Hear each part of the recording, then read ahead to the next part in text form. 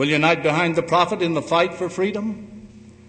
Yet we can pray for that day, and in the meantime the faithful should strive to be in harmony with the inspired counsel given by his mouthpiece, the prophet, and thus in unity with the Lord, and hence receive peace to their souls.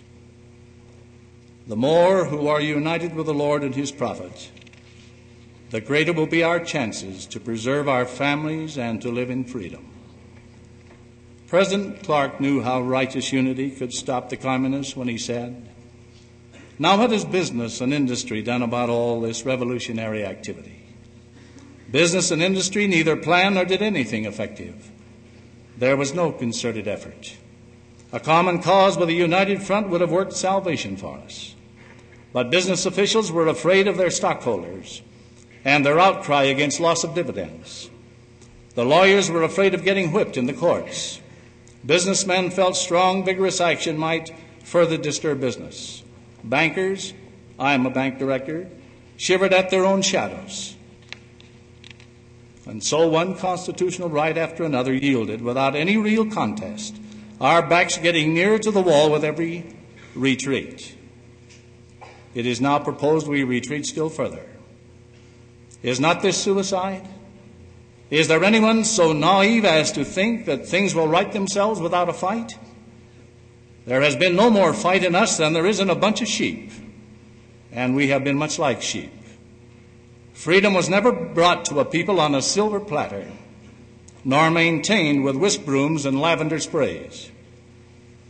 And do not think that all these usurpations, intimidations, and impositions are being done to us through inadvertence or mistake. The whole course is deliberately planned and carried out. Its purpose is to destroy the Constitution and our constitutional government, then to bring chaos out of which a new statism with its slavery is to arise with a cruel, relentless, selfish, ambitious crew in the saddle, riding hard with whip and spur a red-shrouded band of night riders for despotism.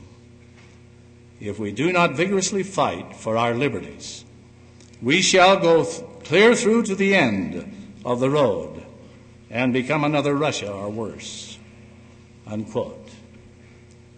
According to Norman Vincent Peale, there was a time when the American people roared like lions for liberty, but now they bleat like sheep for security. But some say, shouldn't we have confidence in our government officials? Don't we owe them allegiance? To which we respond in the words of President Clark, "God provided that in this land of liberty, our political allegiance shall run not to individuals, that is, to government officials. The only allegiance we owe as citizens or denizens of the United States runs to our inspired Constitution, which God himself set up." Unquote.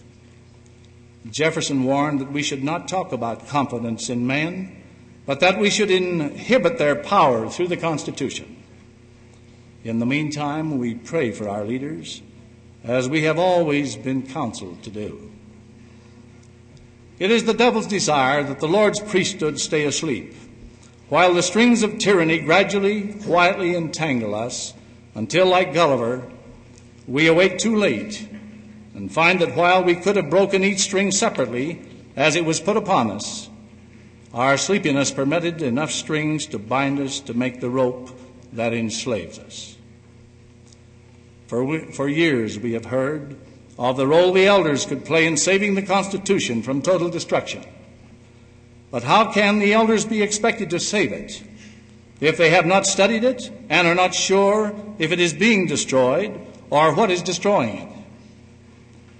An informed, patriotic Gentile was dumbfounded when he heard of Joseph Smith's reported prophecy regarding the mission our elders could perform in saving the Constitution. He lived in a Mormon community with nice people who were busily engaged in other activities, but who had little concern in preserving their freedom. He wondered if maybe a letter should not be sent to President McKay, urging him to release some of the elders from their present church activities, so there would be a few who could help step forward to save the Constitution. Now, it is not so much a case of a man giving up all his other duties to fight for freedom, as it is a case of a man getting his life in balance so he can discharge all of his God-given responsibilities. And of all these responsibilities, President McKay has said, we have no greater immediate responsibility than to protect the freedom vouchsafed by the Constitution of the United States. There is no excuse that can compensate for the loss of liberty. Now, Satan is anxious to neutralize the inspired counsel of the prophet and hence keep the priesthood off balance, ineffective and inert in the fight for freedom. He does this through diverse means, including the use of perverse reasoning. For example, he will argue there is no need to get involved in the fight for freedom. All you need to do is live the gospel.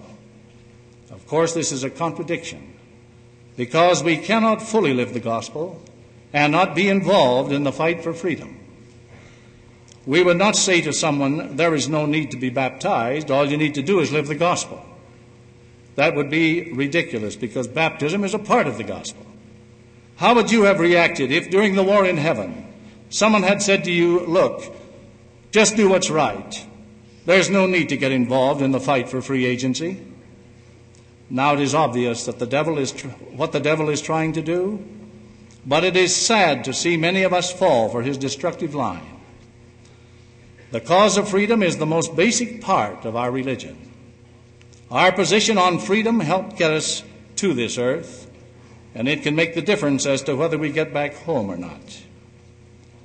General Moroni, one of the great men of the Book of Mormon, raised the title of liberty, and on it he inscribed these words: in memory of our God, our religion and freedom, and our peace, our wives and our children. Why didn't he write upon it, just live your religion? There is no need to concern yourselves about your freedom, your peace, your wives, or your children. The reason he didn't was because all these things were a part of his religion as they are of ours. Listen to what the Book of Mormon had to say of the man who raised the title of liberty. And Moroni was a strong and mighty man. He was a man of perfect understanding, yea, a man that did not delight in bloodshed, a man whose soul did joy in the liberty and the freedom of his country and his brethren from bondage and slavery. Yea, and he was a man who was firm in the faith of Christ, and he had sworn with an oath to defend his people, his rights, and his country and his religion, even to the loss of his blood." Unquote. And then Moroni is paid this high tribute. "Yea, verily, verily, I say unto you, if all men had been and were and ever would be like unto Moroni, behold, the very powers of hell would have been shaken forever. Yea, the devil would never have power over the hearts of the children of men." Unquote. Now, part of the reason why we do not have sufficient priesthood bearers to save the Constitution, let alone to shake the powers of hell, is, I fear, because unlike Moroni, our souls do not joy in keeping our country free, and we are not firm in the faith of Christ, nor have we sworn with an oath to defend our rights.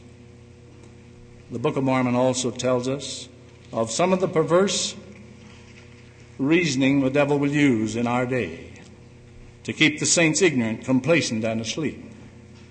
Quote, "And others will he pacify, and lull them away into carnal security, that they will say, all is well in Zion. Yea, Zion prospereth, all is well. And thus the devil cheateth their souls and leadeth them away carefully down to hell." Unquote. Now, this reasoning takes several forms. For instance, "Don't worry," say some, "the Lord will take care of us." This is the usual theme of those who believe in faith without works. Brigham Young said, "Some may say, I have faith the Lord will turn them away. What ground have we to hope this? Have I any good reason to say to my Father in heaven, fight my battles, when he has given me the sword to wield, the arm and the brain that I can fight for myself? Can I ask him to fight my battles and sit quietly down waiting for him to do so? I cannot. I can pray the people to hearken to wisdom to listen to